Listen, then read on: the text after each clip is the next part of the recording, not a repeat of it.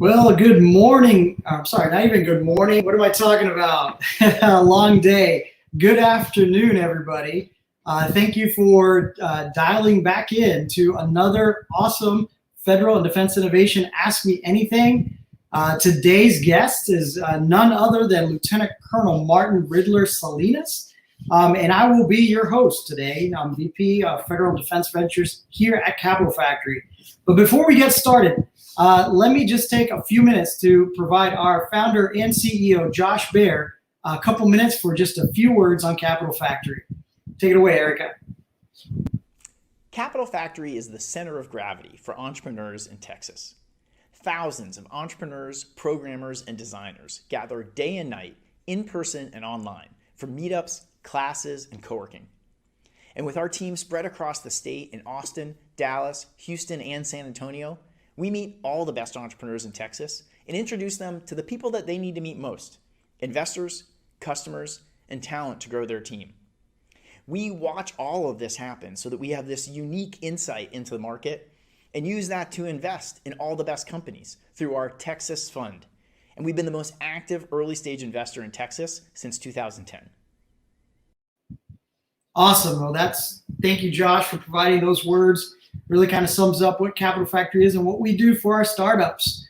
So in great fashion here today, again, we like to do our periodic defense AMAs, usually every month. And like I said earlier, today we're going to have Lieutenant Colonel Martin Salinas, and goes call sign Riddler. So Eric, if you could bring our guest online real quick. Awesome. So just a quick introduction on who he is. He's Lieutenant Colonel Salinas. His prior position in the U.S. Air Force was to be a mission design team lead for AFWERX, Agility Prime, and the test director for the Air Force Operational Test and Evaluation Center, AFOTech, Detachment 2 at Eglin Air Force Base. So as a tech director, prior to coming to AFWERX, Colonel Salinas led the test and operational context initiatives for experimental programs such as Agility Prime's electric vertical takeoff and landing aircraft portfolio, and Skyboard's autonomous attritable aircraft experiment. So he comes to us with some really great and varied backgrounds in test, and obviously the eVTOL is going to be real near and dear to him.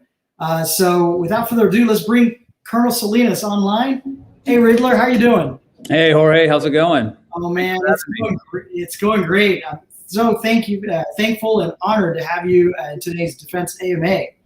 Yeah, good to be here. Awesome. So we're going to have just a couple questions. I mean, obviously in our AMA, we want our audience members to put in their questions as they get to know the AFWERX Austin Hub, and obviously you as the new Director of Operations for the Austin AFWERX Hub that we have here at Capital Factory. So real quick, before we get started, could you just, give us just a little bit of background of like when you got here, what's going on, right now, and what's kind of coming forward as you kind of lay into moving to Austin, because I know you were at Eglin before, and you just recently, maybe not even a month ago, have moved here. Yeah. So as you mentioned in the intro there, and I always have a hard time hearing my bio, so thank you for doing that. But so spent some time at Eglin. Actually, I started out in aviation, was a B-52 crew member, did that for a while, did some electronic warfare work, ended up at Eglin as kind of a pathway into the test community. So got into operational test for a while there, and then moved on to the Air Force's Operational Test Center, which has a small detachment at Eglin. So did a little bit of work there. And then while I was there, started to think, hey, I was actually a director of operations there, a deputy commander, and then thought, hey, it's time to let somebody else in to go do this job. Why don't I go be, a test director? And we had this opportunity where this little organization called Agility Prime was kicking off. This was about January, February of 2020. And they were looking for some operational test expertise. So I basically raised my hand and said, hey, let me go jump in there. I won't give you the full story, but that ended up becoming their focus was electronic vertical takeoff and landing aircraft. We also say orbs. That folded into AFWERX at some point, and the director of Agility Prime became the director of AFWERX. Worked with them for about a year, and then when we started to look to expand and grow the team, they had a presence out here. You're very familiar with the presence we used to have out here, and they decided to grow that presence, and they hired me from the Agility Prime team, brought me onto AFWERX and out here to Austin, which is awesome because Texas is home for me. I still have a residence out in San Antonio. I claim that as my home of residence for the Air Force, and an Aggie, right? Texas A&M, went to Texas A&M. So for me, it's nice. I came from the Northwest, up in Alaska, to go to, went to A&M, but all my buddies were from Austin. So, and I couldn't really go home on the weekends, to Alaska. So I'd go home, here to, Leander and Austin and spend a lot of time here. So good to be here. Good to be at the Capitol Factory. It's an exciting time in Austin with, the Silicon Hills, the growth of the tech industry here. And I'm pretty excited about the future and all the relationships that we're going to build. Man, that is awesome. So happy to have you back. So you're back home, which is awesome. You get the area. So you're really just, bringing your career right back to home. So that's super awesome. Welcome to Austin and Silicon Hills. We're, like I said, super excited about your background, what you're going to bring to the table for Team AFWERX here in Austin, and a lot of our startups, obviously, what they're looking forward to and looking to re-engage and connect with AFWERX. So let me ask you just a couple little questions just about AFWERX. Now that you're here as a director of operations, and it's been a little bit of time since we've had the last director here for AFWERX Austin.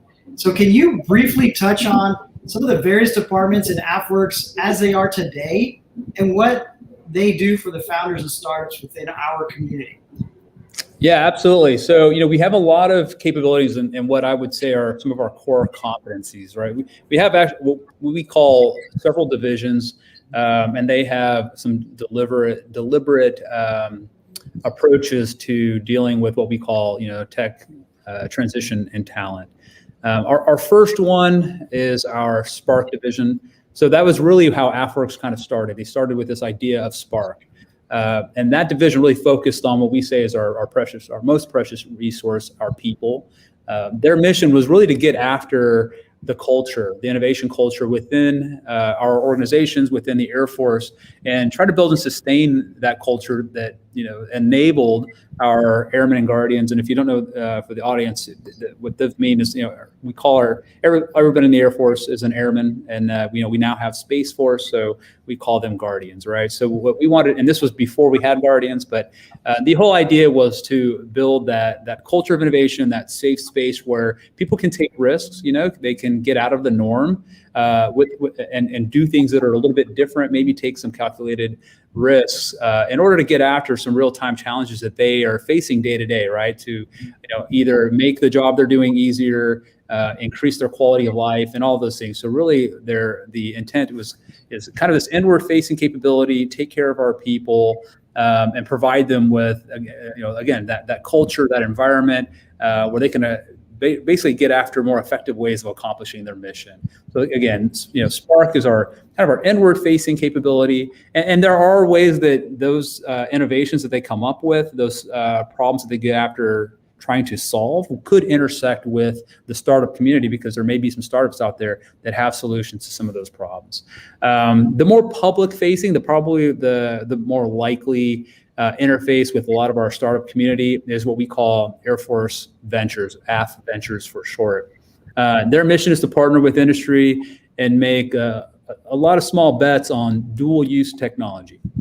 So that's technology that's out there that's in development that has a very good commercialization case, but also we look at it and go, you know what, we think that there's some potential there for military use, or maybe even some other, state, federal, any kind of other use out there that is of interest. Now, these are in how we approach this. These are American companies and American startups. So really good to have that foundation here in Austin. And I don't know if everybody knows this, but we, from the Air Force, have about $1 billion worth of small business innovation and research funds that we are basically mandated to execute on an annual basis and go after those small bets. You said 1 billion? That's with a B?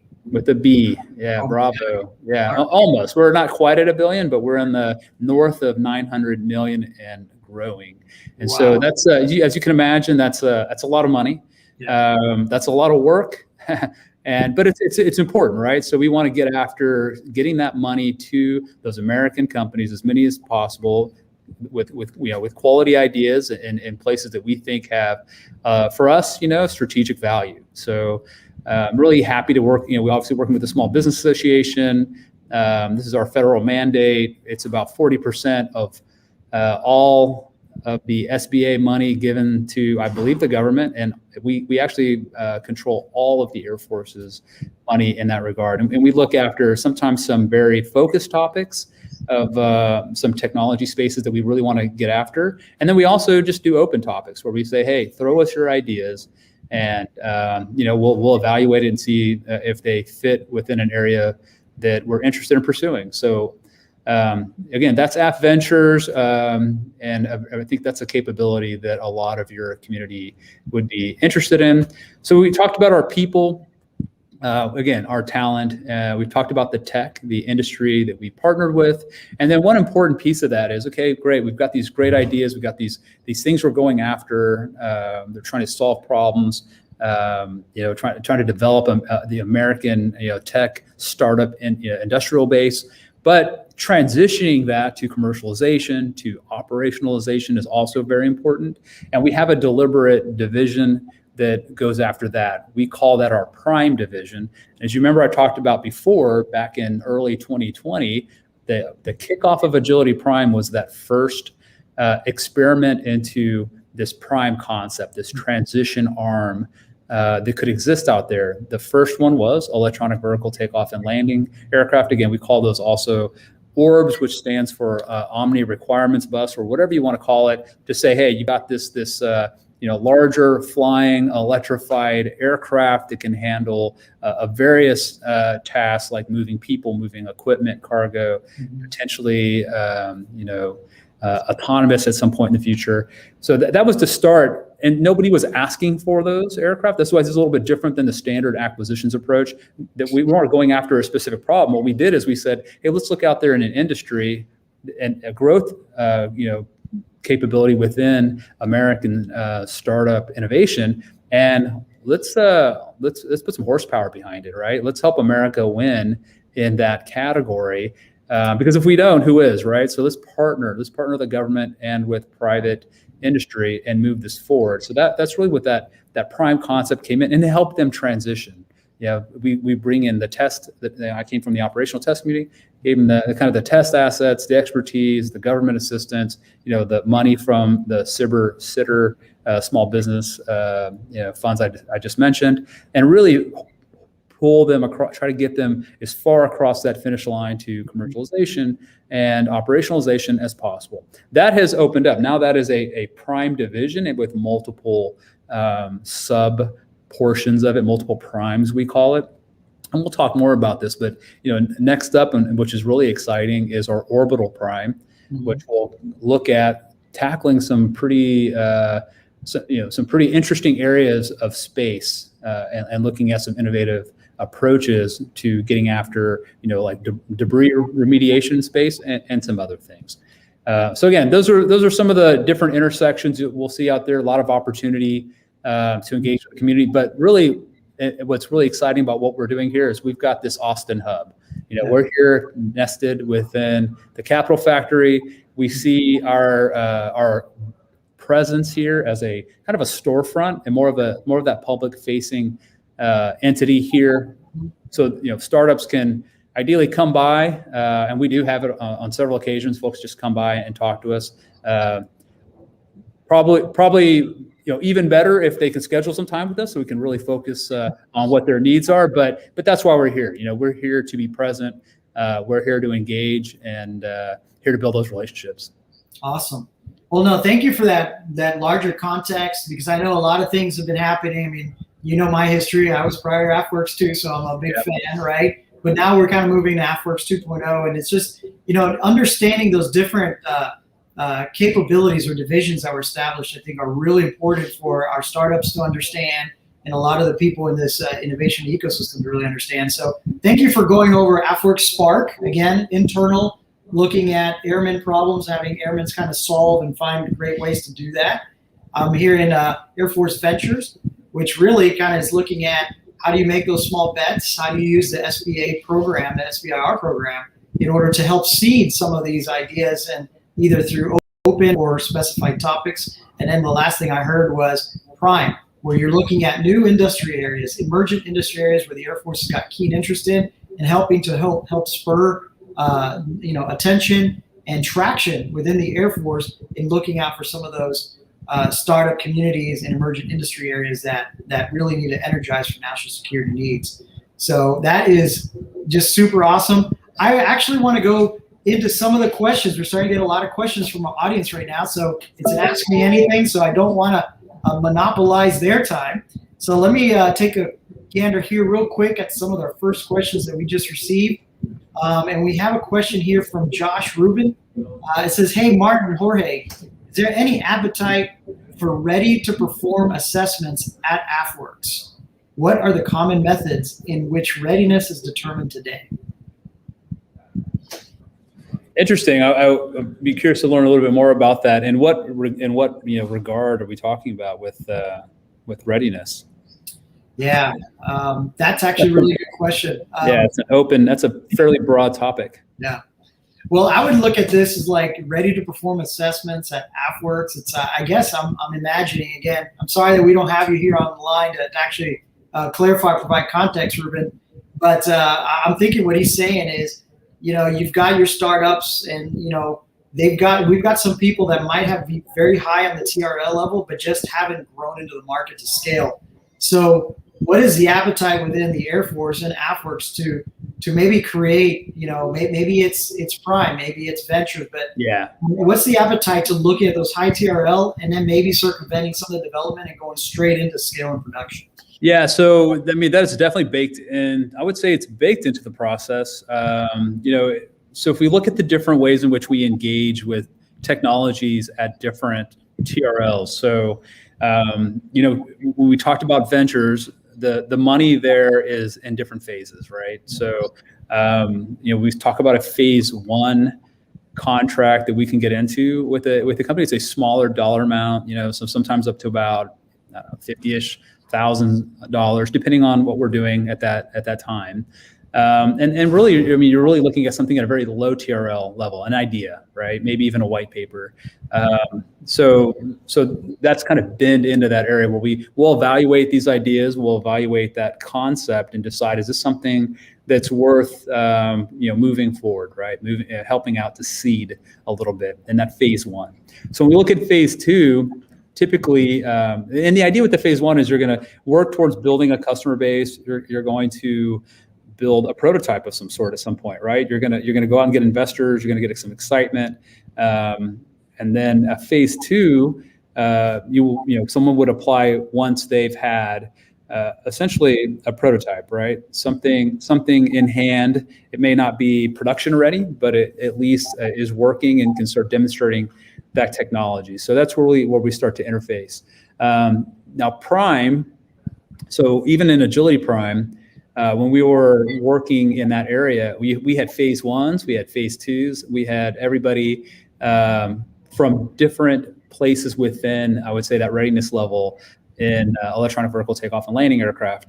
And that's why we were there. So the team, I led the, as you mentioned, the mission design team, and the mission design team's approach was to look at the technology and put it through experimentation and test and start making some assessments towards not only where it is and where it's heading, but also what we were calling potential military utility, right? So we were making military utility assessments, which we could just say are operational utility assessments, and putting out these artifacts, right? So I would say in a lot of ways, there are methods in place, there are different levers in place to go through what I think is that ready to perform assessment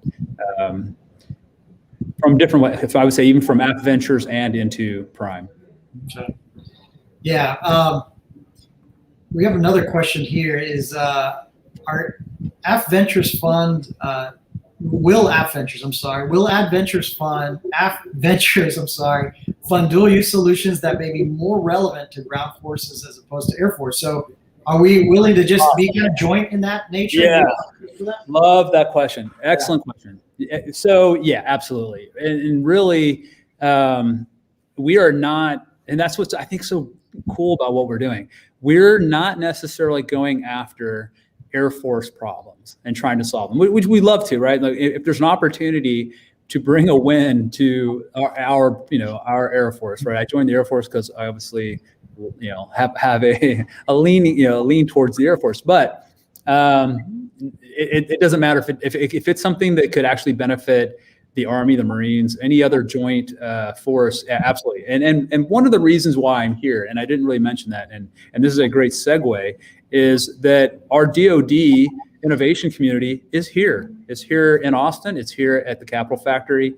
So by proximity, there's a lot of opportunity for us to talk, and we do. We engage with each other. We talk. We're looking for shared opportunities because that makes sense, right? So having stovepipes between different Department of Defense organizations, it makes no sense. We don't win that way. We don't accelerate change that way. So I would say absolutely. If there's anything we can, partner with, work together, maybe I wouldn't even say hand over the fence, because I think we'd just both be on the same side of the fence. We're going to absolutely go for it. I love it. I mean, I love just hearing that jointness that's starting to permeate, because I know when we first started Defense Innovation here, it was very much Army Futures Command, Army Applications Lab, and AFWERX. We were doing our own things. We were all kind of head down trying to figure out how we were going to plug in.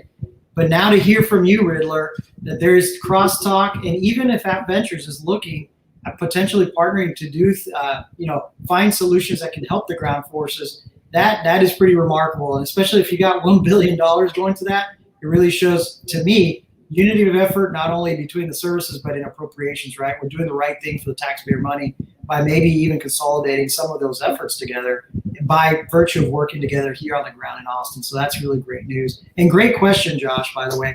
Can I throw one more thing on top of that? And I will say, it's not like the Air Force rolled into town and then decided let's work together. The Army actually they're thinking about the same thing. We were both thinking about it at the same time, and they have been nothing but the community here has been nothing but an awesome partner. And I would say we've got the Defense Innovation Unit here, which is also working with us. I can go on and on. National Security Innovation Network. There's more, right? So the entire community has all resonated the same sort of, I would say, aim point, and that is we all are here and wanting to work together, and they are, and they're doing their best. I love that. That's music to my ears, and hopefully here coming this next fiscal year, we can see just a scaling of that attitude and that action from a joint perspective. That's really awesome. I'm glad to hear that. I got another great question here for you, Riddler, from Dominic Doctor. He says, as of recently, I heard that there will be no AFWERX solicitations for the remainder of this year. Is there any information as to when any upcoming events may become available? Yeah, so I don't know where that news is coming from, where there's not going to be any solicitations. There are going to be some. So I think we have announced through for October, there will be a space-focused announcement or a space-focused solicitation that'll go out. And that coincides with the launch of not only AFWERX, but also the Orbital Prime, right? That just got launched within the August timeframe. And so, no, I would say there is definitely some assessments, evaluations that will be going out. And then now we have a general idea that we'll probably have something in the spring. That scale and what exactly that looks like right now, we're still working on that. All right. Oh, great question. Thank you for clarifying that, because I know that's been a little bit of a concern. I know the BAA, I think that question stemmed from the BAA that's upcoming, being kind of taken down or not actually published in an effort to, I think we have so much great things going on and so many assessments that are going that we got to kind of play catch up a little bit.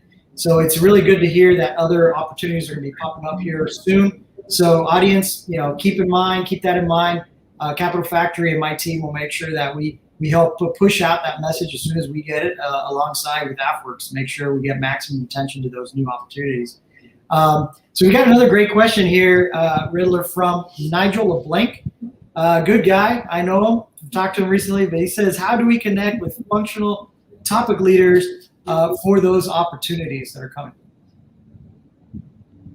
So functional topic leaders, what specifically? Yeah, So I'm kind of assuming on this one, just from, every time we put out those topics, if you got a special topic or a broad topic, how do our startups get an opportunity to get more information? So if they put a topic on, autonomy or robotics, whatnot, is there people that they can talk to, or is AFWERX going to be putting special type of AMAs where they can go in there and get more information to get better context so they can better prepare to propose? Yeah, no, great. Absolutely. That you actually nailed it there. So, we try to anticipate that need if we're going to put out so when we started to announce Agility Prime, we put out a lot of AMAs, we put out a lot of content out there to have people understand what really, we're, kind of the category we're looking at.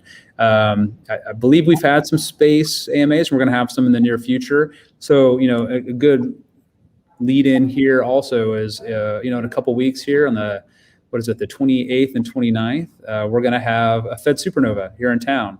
And, Capital Factory is hosting that. And we're going to have folks from, we talked about the October space oriented,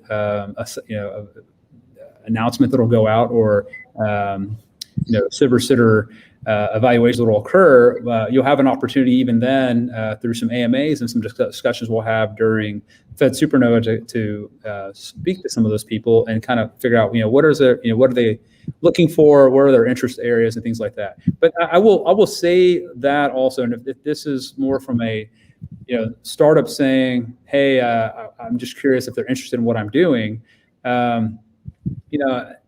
I would not hold back, right? Because we do open topics also, right? So from an open topic, we're looking at all things that could potentially have interest. So I would say give it a shot. Don't hold back. But if you are looking for more information, I'd say come find me here, or go talk to Jorge, and we'll figure out the right people to talk to. Awesome. Yeah, definitely. We got another question here that's actually pretty good, kind of along the same lines, but it says that does AFVentures, it says, also works with small companies with great innovation capabilities, but I'm not sure what it means by not a startups, maybe not all startups. But it says also, what is the best advice to get an opportunity in front of a program manager? So in other words, I'm kind of paraphrasing here. If there's an opportunity that needs to go in front of a PEO, what's the best avenue in which to do that? So that way a startup or an innovative entrepreneur can really get some ideas in front of the PEO offices or the program managers in LCMC. Yeah, so I don't want to speak for LCMC or those other tech directorates, it's hard for me to do, but we do try to build. So, we talked about Prime, right? So once we get a hold of a promising company with a promising technology, we work really hard to try to build that bridge into a program office, right? And the best advice I could say, and I hope this comes across the right way, is have a really good technology with a lot of promise, and be consistent with that technology, right? So we will do all we can, but at some point, to get their attention, it's got to show the kind of promise that they're going to want to keep investing. Yeah, I think that's probably and hopefully I'm seeing the question right, but I would say AFWERX works with any kind of startup, right? Depending on the phase. So yeah, I would say all startups, from concept to prototype to we have some companies that we've seen from prototype all the way into from prototype to these were on the eVTOL side of the companies to billion-dollar valuations, right? So they're out there. There's some good progress that gets made. But that we talk about that transition area is tough, right? So from the TRL 6.7s into a manufacturing, capability, there's a tough little transition point right there. You really need, there's investment dollars that have to happen. And I will say that we have other levers for that too, right? So we talked about phase 1 and phase 2s, which are really kind of those, smaller bets, but we also have what we call TAC-FIs and Strat-FIs, so tactical funds initiatives and strategic funds that we can put that are much larger amounts. And what's interesting about those is those require partnerships with the customer, right? So TAC-FI being a smaller number, but still requires a government or a commercial sponsor with matching funds, and we typically will match 1 to 2, right? So if you come to the table with let's say 2 million, we can match $1 million to that if it's one of those things that qualifies.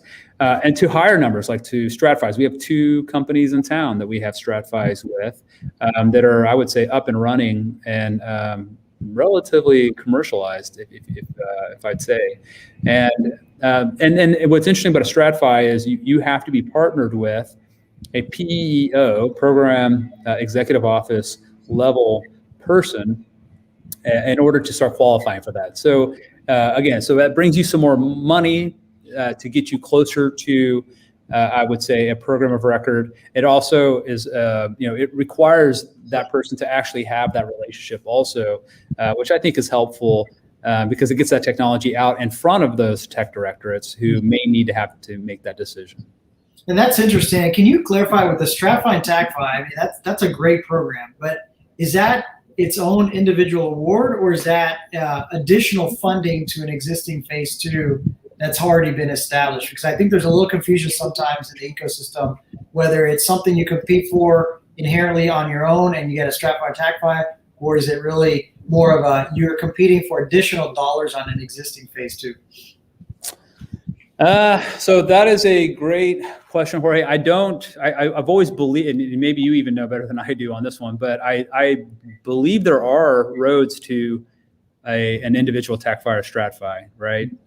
So the requirements to get there are obviously different. So it requires, these are matching funds, there are higher levels of scrutiny, and these are larger. I mean, typically we see that it goes from a phase 2.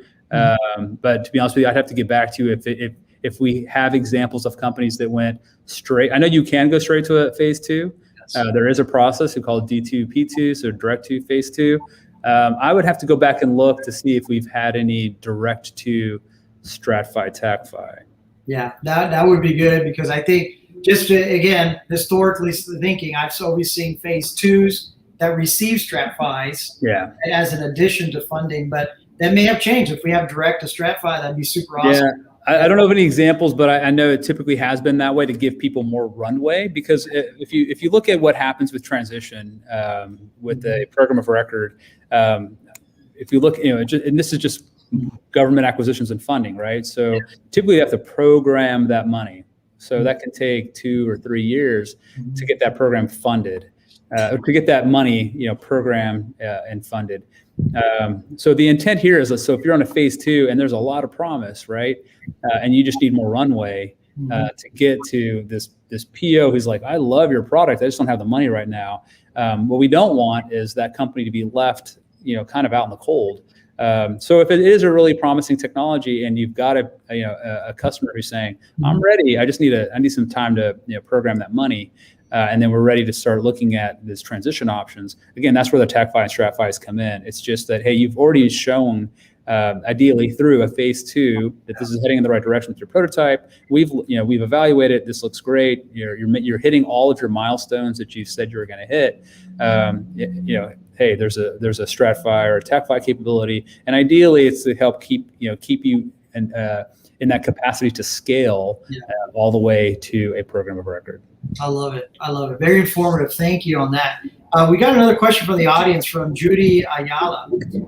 She asked, does AFWERX look only into technologies, or does it evaluate IT services as well? That's a really good question. I can give you a little context on that because I know for a while in the SBIR program on the Air Force side, there's always that question, are we evaluating technology and doing R&D, or are there services, right? And sometimes people are proposing services into the AFWERX SBIR program, and services really don't fall into the kind of the R&D thing. There's that little question going on. So great question from Judy. What do you say about that? How does it look at technologies and IT services? Yeah, so when we say IT services, I'd be interested in how that's being defined if we're talking about software. So I would say that they're definitely on the software side, yes, right? This is not a hardware focused program necessarily, and we do have software services. I don't know if I could name them off the top of my head, but I am familiar with some IT software services that have received either phase 1 or phase 2 contracts. I think I actually met a gentleman when I was in Dayton, Ohio, who told me he had several, I want to say phase 1s and phase 2s, and all of his were services oriented. So it is possible. I guess some of it would have to depend on how are we defining an IT service. Yeah, and there's definitely a lot of just to kind of add a little context to that, because when you're using the SBIR program, you got to be doing small business innovation, research, and development, right? So if you have an IT service or a software, you need to be kind of applying, and this is just from my experience doing SBIR, you got to have some actual connection to what is your software, what are you doing innovative, what are you doing, how are you applying, and I like to just say, just my words, how do you apply the scientific method to maybe a new way of applying software, or like a new way of applying code. Like, when we have AI and ML, for example, you're applying it in a new and novel way against maybe an existing type of database that we've never done before. Then from time to time, you can make that leap and say, yes, this is a research program. But sometimes if you can't make that connection where you've got maybe the AI and ML in the software really doing anything novel, maybe it's just something else done before in a different package, you'll have some of the people evaluated may have a little bit difficulty of justifying that as a research and development program. So it's a really great question, but it's taken case by case. From a contracting perspective, it's a very case by case type of evaluation. So, but great question. What I'm hearing is, yes, you look at technology, hard tech, and you do look at soft tech. Soft tech, depending on what appropriations you're using, is highly dependent on how that is proposed, right, to be used in the context of the SBIR program. Yeah, and to throw one more point on that, we have teams of evaluators who look at that technology, and these are subject matter experts, right? So technical experts in those fields who look through those evaluations and make those determinations. Got it. Awesome.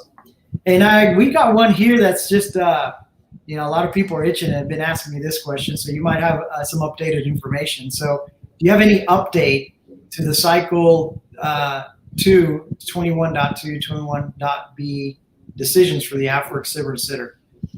I don't. No, I don't have any update or any information right now. I know we are looking at getting that think the last thing I heard was by first week of October we should hear something. I don't have the specific dates on it though. Okay, hey, fair enough, right? It's a moving target, and a lot of these things just change day by day. So appreciate you. Just even if you don't have anything, that's cool. But we're all waiting on pins and needles, right? Right, I hear you. We got another great question from Nigel. It says, does AFWERX do MOUs with startups and also facilitate intros with possible customers in the Air Force or other DoD areas? And then also he goes on to add, any MOU with a DoD customer would help startups go raise capital. MOUs with startups. Probably, I don't want to say no. I would say our relationships we build with startups are typically through, super center contracts, right? That's really it. So now, once we enter into that relationship, there are things we try to do to help them get introductions to possible customers. So I think that is a great question. We do what we call, we have collider events, right? And in these collider events, we try to bring in, the folks that we have on these phase 1 and phase 2s with folks in the DoD community who could be served by that innovation. So I would say absolutely yes. I know we're trying to get more aggressive on how many of those collider events we can hold. Ideally, we would have one a month, right? So we're working hard on getting that done. And startups raising capital is something we think about all the time. There are some things cooking within App Ventures. We're looking at trying to do more things like that, like looking at and we're not there yet. This is a way, we have a ways to go on that, but debt relief for these startups, 501(c)(3), loan capabilities. So these are things that are definitely kind of cooking in the background that we're looking at, but right now are just kind of in the developmental stage. All right, very good. Let me ask you just one question here. Just kind of taking it back 30,000-foot level. What is your vision right now for AFWERX Austin, and what are some of the priorities that we can see you lean in your team over the next 12 months? Yeah, so Jorge, you were here before. You saw we had a pretty robust team back in the day, and then COVID kicked in, and we had to slow things down a little bit, and we didn't lose momentum necessarily, but I would say as far as like the team here and AFWERX got whittled down quite a bit during that process. So really our focus right now, and also we've seen some explosive growth. I talked about Agility Prime kind of started up, then got pulled into AFWERX. That Cyber Sitter stuff we're talking about right now. When I mentioned the fact that we have basically all of Cyber Sitter dollars that are managed by AFWERX, that just recently happened this year. That was in the January-February timeframe. We had basically another merger. So, from AFWERX 1.0 back in 2017, we started up till now, we have seen just, again, some rapid growth to where we are right now. And with that, that's a lot of capability, and we're working really hard right now to build the team. So with us coming out here, our primary focus is to build the Austin team. So that is really kind of that near-term focus right now. And you've probably seen around the factory, we've gotten a little more people. We've got a handful coming on board in the October timeframe. We're reaching out to get more space. So, again, that's our primary focus. But also the focus is building relationships with the Austin, startup and innovation community.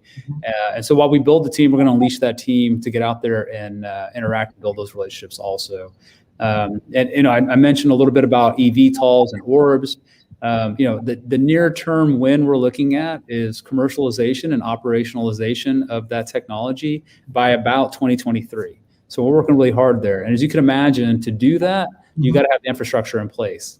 For example, we've got small eVTOLs, right? We've got drones, that we could be they work, right? We can fly them. We can actually even probably automate them if we really wanted to, but we don't have the infrastructure in place. And that is not a Texas problem. That's an entire United States issue. So we're looking at that. That's one of our focus areas for a near-term win, working with the FAA, working with the right state and federal agencies to see if we hope that we don't want to make that same mistake as a nation, that by the time these passenger and cargo eVTOLs show up, hopefully in 2023, that we have the infrastructure in place. So we're really looking at that. And you'll see a lot of talk about that at Fed Supernova. We have a panel I'm going to be on that will look at, with the right people in the room, what are some of the strategies we can get after here in Texas. So pretty excited about that. And really, again, space, right? I can't emphasize enough that with the launch of SpaceWorks, with the launch of Orbital Prime, that is going to be another emphasis area for us. Space Prime, SpaceWorks and Orbital Prime won't be physically located in Texas, but we'll definitely have reach back. And again, we'll have the director of SpaceWorks here at Fed Supernova to interact with the local community. No, that's super awesome. So everybody in the audience, you're hearing it here first, really. When he talks about eVTOL and the infrastructure associated with autonomy, go to AFWERX, right? So all you guys in the audience that are doing autonomy, sensors, all things related to infrastructure that can support these eVTOL and orbs, that is something that AFWERX is keenly interested on, especially Riddler here with the work that he's done in the past. So definitely bring your ideas over to AFWERX on that. And then with Fed Supernova, I'm glad you brought that up. 28th, 29th, everybody, Fed Supernova is coming up. If you haven't registered, please do so, because you're going to have AFWERX, and I think most of their team is going to be here from all around the country. You might have great opportunities to ask them some very pointed questions while they're here in person, so take advantage of that. So as we wrap up, we got one more question from the audience, Riddler, and it's really related to aircraft maintenance. So how important is 3D printing to the future of aircraft maintenance? And to add a little bit more to that, how are we working with the 3D printing community, and how much scouting is Air Force doing as they open up that emergent industry area? Awesome question, and that one's an easy one. So there's an overwhelming yes on 3D printing. Additive manufacturing is a huge part of what we're interested in looking at, not just for maintenance, but just for manufacturing, right? So I think, I know the company here locally in Austin who has a StratFi with us is creating replaceable aircraft maintenance parts. Like they have that capacity, and that's one of the, and with a focus even, I think, on Army aviation was a big portion of what they were looking at. So they've gotten a lot of attention from our partners over in the Army and the Guard.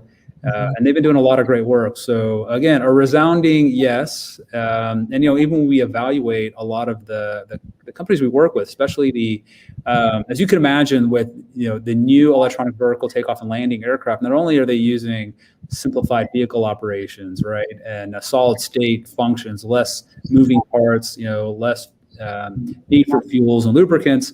Everything is line replaceable, and what a lot of them are doing is creating their own parts, right? They're using additive manufacturing to build their own engines, to build their own parts, things like that. So we're seeing, we're not necessarily, I don't know if we're even having to stimulate 3D printing or additive manufacturing. That's just, that's where the industry is going. So we don't have to recruit. I would say it's happening. We're out there evaluating some of the best, looking at some of the best methods, thinking about how you certify those parts with current, for us, for mil spec and military standards. That's a place of growth, and it's a place of interest. Awesome. Well, I'm going to wrap this up. So for the people, I'm going to let you have the last word here, Riddler. For the folks in the audience, parting remarks here, kind of what do you want to leave them with? And also, what's the best way for these folks to connect with you, either virtually or in person if they're here in town? What would you recommend be the best avenue for doing those things? Yeah. So again, lots of ways I would say to reach out.